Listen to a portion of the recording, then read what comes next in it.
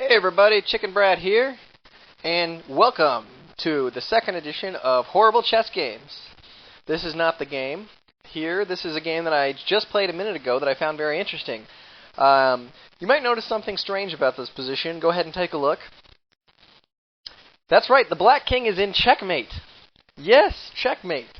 And here, Avalv is playing black, and ChickenBrad is playing white, and black won. ChickenBrad forfeits on time.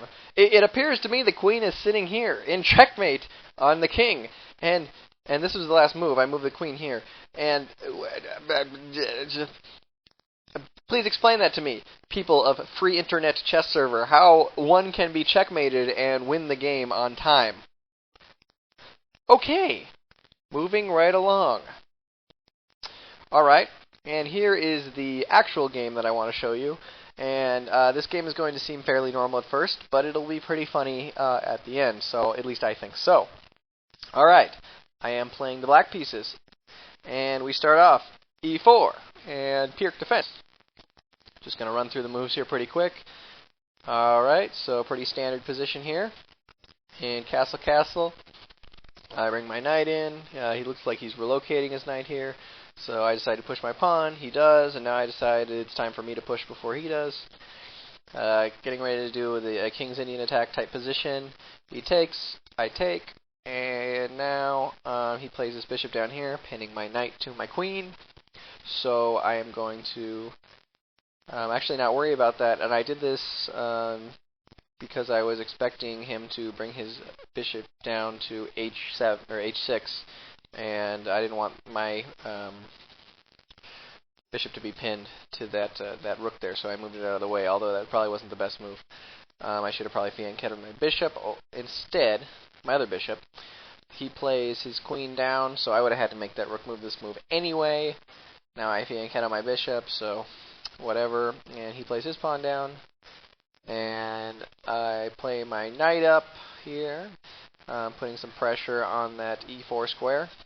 He adds a defender to the e4 square, and now I push my pawn to a5. Why? I can't tell you now.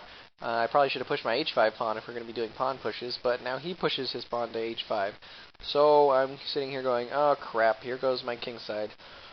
So I play my queen up, trying to break that pin there on my knight, because I figure I might need to use it soon. And now he plays his his pawn down to h6. So, sorry, I got lost there for a minute. Alright, so I move my bishop out of the way, and he takes this pawn. Why? I don't know. He thought this was a nifty little trick, but it fails. I take, and now he comes in, woo, trying to really bear down on my king. And, you know, there's a lot of pressure there, but I figure, you know what? He traded off his knight for a pawn, and now I'll just go ahead and I'll trade my rook for his bishop, and I'll be up 2 minor pieces for his pawn and a knight, or a pawn and a rook. So I like that, and that also relieves a lot of the pressure on my king side, at least some of it. So then things have opened up a little. So I like this a little better, and now I have an opportunity to win more material here. And so obviously now there's quite a bit of pressure on him, especially this e4 square. So he moves down to e5, threatening my knight. And now I come up with a little nifty little move that I thought, at least I thought so. After looking at it now, probably not the best move, but I play here to d5, threatening checkmate on g2, right in front of his king there. Haha, we're going fast, I'm sorry. Okay, so from here, he pushes his pawn down to block that checkmate, very good, and now I play just a colossal, massive blunder, rook to e8. If you're not sure why this is a blunder, you'll get to see in a second. For those of you who are super grandmasters, or whatever you call yourselves nowadays, you probably went, oh, what a moron. But, you know, the rest of you are probably going, well, that move looks fine. So, from here, he plays correctly, and he takes my knight. And this is, let me just explain to you, there's a reason that I prefer over-the-board chess versus internet chess. because, well, obviously, if for some reason it's just calmer playing over the board chess, and I never feel rushed, or I always take my time, even when I don't need to. And here I just, this is the reason I moved my queen there. So I kind of had this situation going on where I had my hand on the piece, and I'm already, in over the board chess, you got to reach out and grab the piece, and then you got to wander over there. But in the internet chess, I was just like, oh, okay, this is why I put my queen there. Bam, I take. And, in less than a second I did that. And as soon as I got about right here and dropped the piece, I went, no, in slow motion, because this move here, whoop, not that move. Let's back up. Sorry. This move here is checkmate. That's right. Checkmate. So,